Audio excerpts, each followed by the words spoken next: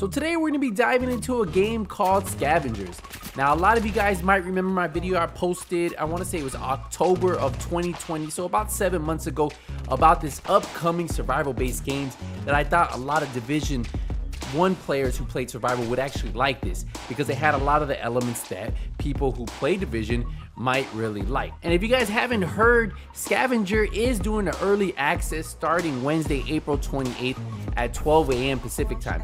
Now this is only on PC for the early access. I'm not sure exactly when they're going to be launching the console version of this, so I'm really keeping an eye out for that because I really want to know when it's coming to next gen consoles. So now that it's been over 7 months, well, what do we know about Scavengers and what can we expect? Well, here's some gameplay that I'm playing in the background so you guys can actually see the gameplay itself. But let's talk about Scavengers a little bit. So where does Scavengers take place? Well, it's on a frozen post-apocalyptic Earth. 60 players will fight across a hostile, frozen bitten world filled with hundreds of AI enemies and creatures. Yes, it's not only PvP, but it's also PvE. And what they want you guys to remember is that PvP isn't even really forced in this. You can go like the whole map without finding any players. It's more based on a hybrid sandbox style of PvE and a class-based PvP, where survival is only half of the battle. Now you choose from a roster of adaptive explorers, arm yourself with a combination of unique abilities and weapons, and you conquer the challenges of the frozen wasteland. As we do know this is a survival based game, well, survival is the key. But how do you survive in Scavengers? Well, you'll quickly want to scavenge for weapons and supplies. The sooner you're armed and geared up, the better protected you'll be from any unwelcome surprises lurking in the wilderness. That does not only include NPCs, but also other players. Now you can do that by searching nearby buildings and camps, and that's where you'll find your gear. You'll have 2 weapon slots in your inventory and you can switch these out between them, so make sure you choose wisely. Be on the lookout for scrap, which you can find in lootable containers from enemies you kill and in scrap cache camps. Collect it to help you craft shield upgrades, your class weapons, and other items from your loadout. Now you will have to worry about your stamina in this game, so keeping an eye out for food like berries and any potential wild game nearby to hunt wolves, deer, or even bears, and will be helpful in replenishing your stamina. Now as you can see in this gameplay right here, freezing weather is an issue, so you'll need to keep your character warm and make sure you pay attention to that temperature meter. This is crucial when brutal storms hit, as you guys just saw. If your temperature meter drops into a danger zone, your health meter begins to freeze over. If you guys play the Division, you guys kind of remember this, right? It will continue to freeze over, dropping your health until you raise your temperature back up.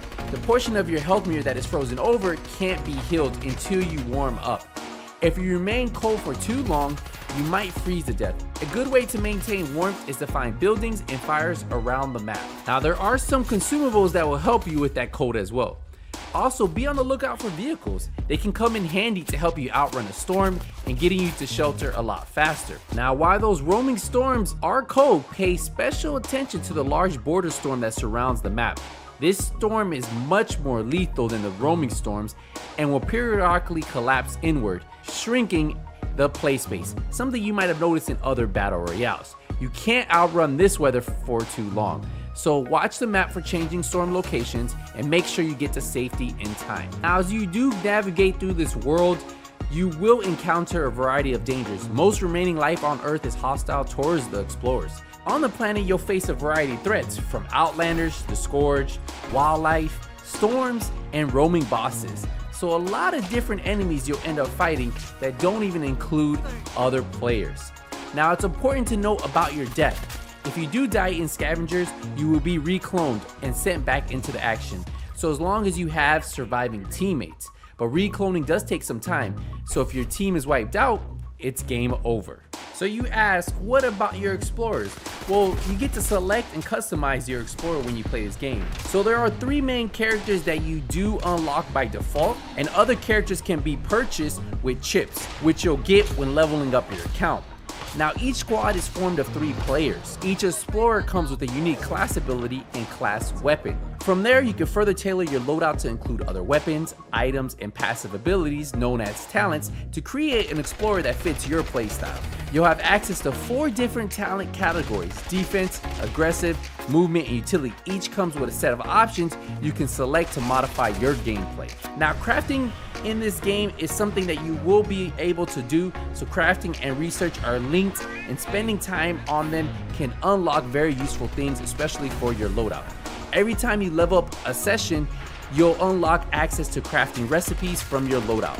Be sure to pay attention to what's available in your crafting menu. If you're low on resources required to craft, look for scrapped caches at camps. Keep in mind that crafting is not instantaneous. The more complicated the item, the longer it will take.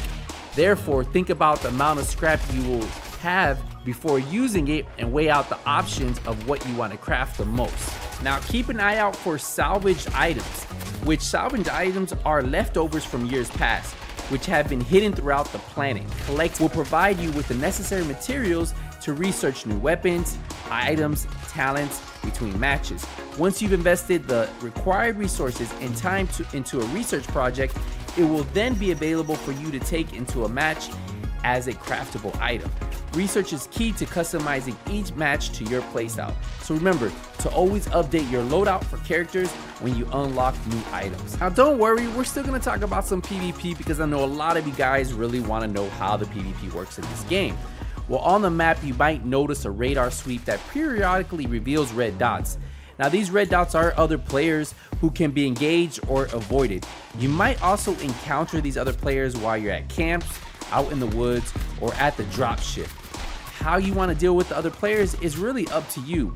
Now your minimap is equipped with early detection capabilities that can warn you of advancing opponents. You will notice a glowing circle on the minimap. This is your motion scanner. Should this circle intersect with any opponents in motion, it will draw a red dot and mark the opponent's last known location. Similarly, if an opponent fires a gun, their location will also be marked on your minimap with the red dot. Keep in mind that your opponent has these capabilities as well. So if you're trying to evade approaching danger or make a tactical advance, take it slow, steady, and silent. Now some really good tips are: use bows and melee weapons. Bows and melee weapons are silent and they won't give away your position. If you take shelter, a motion scanner won't pick your signature up while you're inside that shelter. Also, standing still or moving while crouched will not reveal your location. This includes sliding. If you're willing to brave out the bitter cold, storms will shield you from all detection. Now, what is your mission in Scavengers, you ask? Well, in Scavengers, teams compete to bring home the most data points. Regularly checking your map to locate nearby encounter locations.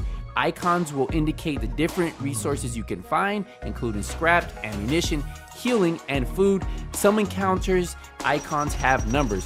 Those are scoring opportunities, so it's worth keeping your eyes peeled for them. These locations are well defended, but reward you with data points needed to win, and they're also great sources of XP. At the end of a match, the team aboard the dropship with the most data points wins, but any team to make it out alive is also rewarded. So it's always worthwhile to extract. However, if your team is eliminated, or if none of your teammates make it out aboard the dropship, your data and salvage are lost in the frozen wasteland. So a lot of you guys might have the question of what is the dropship and where can you find it? Well, before the storm swallows the whole region, there will be a dropship that comes in to extract the explorers back to orbit. Now the dropship does touch down at random locations within the eye of the storm and lifts off after 5 minutes. The dropship offers shelter, warmth, and protection. The dropship is like the final table in a poker game. Wild point swings often happen as teams go all in to win, but as long as you're aboard when the match ends, you will be rewarded. Now remember, the key to success in Scavengers is working with your teammates, share resources, communicate via voice chat and pings, and stick together. Now I'm really hyped for this game. It gives me something that I really will enjoy streaming and playing, and I'm sure a lot of you guys will enjoy it as well. Let me know if you guys are thinking about trying this out. I will be live, hopefully on twitch.tv/NothingButSkillz on the 28th, playing this, probably with a few other streamers, so it should be a good time. Let me know what you guys think about this. What did you guys think about this gameplay? Are you guys kind of interested about it. We still don't know when the console version is coming. It 100% is coming to Xbox and PlayStation, but I think that's going to come a little later this year. But hopefully we find out more information after this early access on PC. So I will be trying to stream this if you guys want to check that out. Don't worry, I will have videos on this channel of the game, so that way you guys can get a better look of how this game plays and how a full match will actually work. So until the next Scavengers video, hey, Nothing But Skills is out.